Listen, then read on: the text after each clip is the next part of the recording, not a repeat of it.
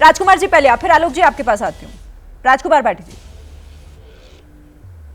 नहीं, सूर्य मैथिल ने जो बोला है उसका तो एक ही अर्थ निकलता है कि समाजवादी पार्टी में जो मतभेद हैं या जो कुछ दिक्कत है तो उस पर तो आप गहन विचार विमर्श किया जाए, और भारतीय जनता पार्टी में जो जूतम पैजार हो रही है उसे पॉजिटिव लिया जाए, उसे रचनात्मक रूप से लिया जाए। पता नहीं कहाँ से इतना दोगलापन लाते हैं, इतना पाखंड कहाँ से लेके आते हैं। किसी ने मंच से किसी को धक्का नहीं दिया साहब, किसी ने कोई बीच में तो मैं चिल्लाया नहीं आपके। सुन लेते हैं 1 मिनट, बोलिए राजकुमार। तो जूतम पंजार शब्द गलत है ना, जूतम पंजार समाजवादी पार्टी में हुआ था। अरे सूर्या मैथिल जी, जूतम पैजार एक मुहावरे के तौर पर प्रयोग किया जाता है जहां मतभेद हो, जहां बहस आपस में हो रही हो, वैचारिक मतभेद हो रहे हो। तो भाटी साहब इसका मतलब जूतम पैजार का मतलब जूता बजाना नहीं होता। हुई थी कम से कम प्रतीकात्मक शब्दों को, इसका मतलब चाचा भतीजे में जूतम पंजार हुई थी और बड़ी भयंकर हुई थी। यार ऐसा तो डिबेट चलती नहीं है, आप पढ़े लिखे आदमी हैं, इस तरह तो डिबेट चलती नहीं है जैसा आप बीच में चिल्ला रहे हो। आपने अपनी बात पूरी कही कि जूतम पंजार शब्द आपने अपनी बात पूरी कही और मैंने शांति से सुनी। वो क्या फ्रेंडली मैच था? वो जूतम पंजार थी कि नहीं थी? अब मैं बोलूं अगर अच्छा ठीक है, चलिए आप राजकुमार जी को मैं बोलूं या नहीं? हाँ बोलिए राजकुमार जी। नहीं आप सुन लेते हैं, बोलिए बोलिए। इतना आपा क्यों खो रहे हो? चर्चा ही तो चल रही है। चर्चा का एक नियम होता है कि आपने अपनी बात कह दी, मैंने शांति से सुनी, बीच में एक शब्द नहीं बोला। अब मैं कह रहा हूं मुझे थोड़े समय सुन लो, आप ज्यादा समय बोल रही है। देखिए, जो आप कह रहे हो पुरानी बातों पर तो आप समीक्षा करना चाहते हो। जो आज आपका हारा हुआ सांसद और हारा हुआ विधायक एक दूसरे पे भ्रष्टाचार के आरोप लगा रहे हैं, एक दूसरे को जयचंद, पाखंडी, धोखेबाज, गद्दार कह रहे हैं, उस पर कोई चर्चा ना की जाए, उस पर हम कान बंद कर लें, आंख बंद कर लें। उत्तर प्रदेश की राजधानी में लखनऊ में क्या चल रहा है, आपके मुख्यमंत्री उप मुख्यमंत्री के बीच कितने मतभेद चल रहे हैं, उस पर हम आंखें बंद कर लें। आपके गृह मंत्री और मुख्यमंत्री लगातार माफियाओं में छीना झपटी कर रहे हैं। माफिया क्यों, कितने माफिया किसके कब्जे में होंगे? ये माफिया मेरी तरफ आएगा या ये माफिया उसकी तरफ जाएगा? ये पूरा देश नहीं देख रहा क्या? ये मीडिया में खबरें नहीं है क्या? आपके गृह मंत्री जब लखनऊ जाते हैं तो माफियाओं के साथ फोटो खिंचवाते हैं। ये देश देख नहीं रहा? आप चाहते हैं इन पे आंखें बंद कर लें? आप माफियाओं को Z+ सुरक्षा दे रहे हैं, जिनके पीछे पुलिस दौड़ रही थी, आज उन्हें आपकी पुलिस सुरक्षा दे रही है। क्या ये देख नहीं रहा ये देश? क्या आप चाहते हैं इन पे आंखें बंद कर लें? अपनी कमियों पर आप समीक्षा अगर करनी है तो विपक्ष की कमियों की समीक्षा मत कीजिए, वो हम कर लेंगे। हमारी क्या क्या दिक्कतें हुई, आप अपनी और आपकी सबसे बड़ी कमी और कमजोरी ये है सूरज, इसका जवाब दीजिएगा। पहले मैं आलोक जी से भी रिएक्शन देना चाह रहे हैं, उसे जनता ने नकार दिया है। अब ठीक है, आलोक शर्मा जी। देखिए, मुझे लगता है मोहन भागवत जी ने मणिपुर पर आते आते बहुत देर कर दी।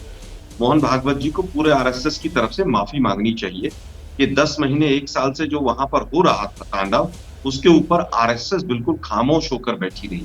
लेकिन आज हालत यह है शिरीन जी कि आरएसएस कह रही है कि बीजेपी में अहंकार आ गया है, और बीजेपी कह रही है कि हमें पिताजी की अब जरूरत नहीं है, मातृ संगठन की, पितृ संगठन की अब हमें जरूरत नहीं है। और फिर उसको सर फुटावल और जूतम पैदार भी ना कहा जाए तो भाई क्या कहा जाए? फिर आप कह रहे हैं कि पितृ संगठन की अब हमें जरूरत नहीं है, नड्डा जी कह रहे हैं, और हमारे साथी जो सैथिल जी बैठे हैं वो कह रहे हैं अब आत्मा है, पर आत्मा की जरूरत नहीं है, अब नड्डा जी कह रहे हैं। तो मतलब मृत प्राय हो गया है बीजेपी जो संगठन है, अब आत्मा की जरूरत नहीं है आपको, आत्मा नहीं बची उसमें आरएसएस की। ये सब बातचीत है, लेकिन कुल मिलाकर ये है कि अहंकार और झूठ पूरी तरह से डाउन हुआ है। आरएसएस को सरकार बनाने में पूछा नहीं गया, आरएसएस नाराज है। पिछले 2-2.5 महीने से आरएसएस चुपचाप अपने घर में बैठी थी। बहुत जगह हमें पास खबर है कि उन्होंने अपने आरएसएस की जो शाखाएं लगती हैं वो चुनाव बंद कर दी थी, और पूरी तरह से जब नड्डा जी ने देख लिया कि आरएसएस अपने घर बैठ गई है, तब नड्डा जी का बयान आया है। और आज आरएसएस नहीं चाहती कि मोदी जी बने। आरएसएस तो कह रही है कि विधायकों सांसदों की एक मीटिंग बुला लीजिए, लेकिन आज अहंकारी तानाशाह एक अपने बीजेपी के सांसदों की मीटिंग नहीं बुला पाए। आप बुलाइए ना बीजेपी के तमाम लोगों की, आप गडकरी जी से चुनाव करा दीजिए, 56 इंच के सीने को पता चल जाएगा कितने सांसदों ने साथ दिया है। मैं कहता हूं कि आज पूरी तरह से तानाशाही के बल पर एनडीए के साथियों को जोड़ा गया है, और उस चीज को शायद आरएसएस पसंद नहीं कर रही है। लेकिन आरएसएस को सोचना चाहिए, पहले भी साथ थे, चुनाव के बाद भी साथ हैं। तो इसीलिए आप इस पर पहले भी बोल चुके हैं और मैं आपसे पहले भी पूछ चुकी हूँ आलोक जी कि फिर इस पर प्रश्न क्यों, क्योंकि ये तो वो साथी है ना जो पहले साथ थे, साथ मिलकर इन सभी ने चुनाव लड़ा, जैसे आप लोगों का पूरा इंडिया गठबंधन था, तो फिर उस पर क्यों सवाल? शिरीन जी हम तो चाहते हैं सरकार चले, काम करें, खूब अच्छा काम करें, लेकिन आप मुझे पूरे हिंदुस्तान का मीडिया बता दे कि क्या बीजेपी के सांसदों की कोई बैठक हुई जिसमें मोदी जी को अपना नेता चुना गया? यहाँ पर 5 लोग मेरे अलावा बैठे हैं, बता दीजिए। अगर वहां पर चुनाव हो जाता, इनकी सांसदों की बैठक हो जाती और वहां पर गडकरी जी कहते मैं भी प्रधानमंत्री बनना चाहता हूं, मोदी जी को बहुत कम वोट मिलते और मोदी जी का अहंकार वहां भी हारता। आप ये कह रहे हैं सर्वसम्मति से नहीं लिया गया, केवल एनडीए का अपने आप को वो बना लिया। आपका ये कहना है कि ये फैसला सर्वसम्मति से नहीं लिया गया? मैं तो कह रहा हूं अगर सर्वसम्मति से लिया गया हो तो आप पूरा हिंदुस्तान का मीडिया मुझे बताए कब सर्वसम्मति बनी।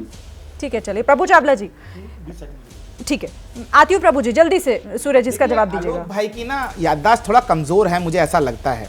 इनको जानकारी होनी चाहिए, पिछले 3 चुनाव हम माननीय प्रधानमंत्री जी के नेतृत्व में उनके चेहरे पे लड़े हैं, तो सर्वसम्मति का तो कहीं कोई प्रश्न नहीं उठता। लगातार नरेंद्र मोदी जी के नाम पर भारतीय जनता पार्टी ने चुनाव लड़े और तीनों चुनाव हम भारी बहुमत से जीते हैं। हाँ, इस चुनाव में थोड़ा सा कहीं कमी रह गई है। दूसरी चीज ये जो सुन लीजिए ना, अरे जल्दी। अगर आप मुझे सैथिल बोलेंगे तो मैं आपको शर्मा की जगह वर्मा बोलना शुरू कर दूंगा। थोड़ा सा सम्मान कीजिए ना, सुनिए ना, थोड़ा सम्मान कीजिए ना, थोड़ा सा अपनी गरिमा का सम्मान रखिए। दूसरी चीज, आप भाजपा की जो है विवेचना कर रहे हैं, अपने जो बहुत सारे नेता आपके G26 बनाया था, सुनिए ना, G26 बनाया था ना, उस विषय में क्या कहेंगे? तब अगर उन लोगों के संग बैठ के आपकी सर्वसम्मति हो जाती तो ना तो सोनिया गांधी जी बचती, ना राहुल गांधी जी बचते, ना प्रियंका वाड्रा जी बचती। अच्छा, सभी को गंगा स्नान के लिए भेज देता हरिद्वार में, आप ही का चित्र है। आप उन पर सवाल उठाइए कि आपने मीटिंग क्यों नहीं, फिर आप जवाब दीजिए। बस ठीक है, चलिए प्रभु चावला जी, आपके पास आते हुए ये जो जिस तरीके का मनभेद और मतभेद हम देख रहे हैं, सर आपको लगता है कि ये जो मजबूत सरकार से अब ये मजबूर सरकार, ये इस सारी चीजों के आसपास की पूरी जो प्रक्रिया हो रही है उसी का नतीजा है? ये उसी का साइड इफेक्ट कह सकते हैं क्या इसे? मैं 40 मिनट से बैठा हूँ, आपने देख लिया इन लोगों को लड़ाई होती रहती है। मोहन भागवत जी ने कहा कि दोनों तरह के लोग इस तरह से बोलते थे, वो अभी भाषा वही प्रयोग हो रही है, एक दूसरे को बोलने नहीं देते। मेरे को आपने बैठा लिया, मैं सुनता रहा चुप करके, क्योंकि मुझे लगता है कि मैं सीनियर हूँ एज में भी, एक्सपीरियंस में भी, तो देख रहा था कि कोई बदलाव आएगा। मेरे को लगता है दोनों तरफ से कोई बदलाव नहीं आया। हार कर जीतने वाला कहता है कि मैं नहीं बदलूंगा और हारने वाले कहते हैं हम तो जीते हैं। ये परंपरा भी बनी हुई है जिस तरह की भाषा का प्रयोग हो रहा है। परंतु ये बात सच है कि बीजेपी की पार्लियामेंट्री पार्टी की मीटिंग अलग से नहीं हुई, परंतु एनडीए और बीजेपी के सदस्य मिलकर के मोदी जी को चुनाव किया, इसमें औपचारिकता थी वो पूरी हुई है, लीगली कोई गलत काम नहीं हुआ है। परंतु जिस तरह से आप कह रही हैं कि जिस तरह का माहौल बनता जा रहा है पॉलिटिकल के अंदर, कन्फ्रंटेशन होता जा रहा है। हालांकि किसी पार्टी को मेजोरिटी नहीं मिली, 240 में बीजेपी निपट गई, 294 के अंदर सारे एनडीए आ गए। परंतु मणिपुर की बात भी साथ में मिला लें।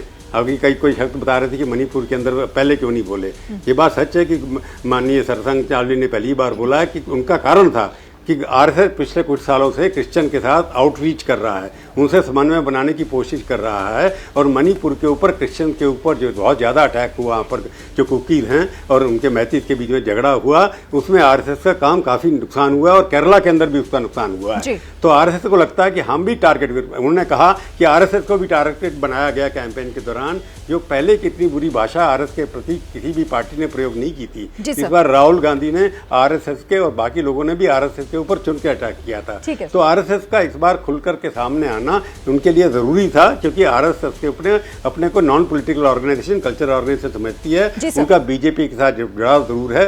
परंतु आरएसएस के लोगों का बोलना ये समझ में आता है कि आरएसएस कंट्रोवर्सी में नहीं पड़ना चाहिए। महत्वपूर्ण बात आप सर कह रहे हैं।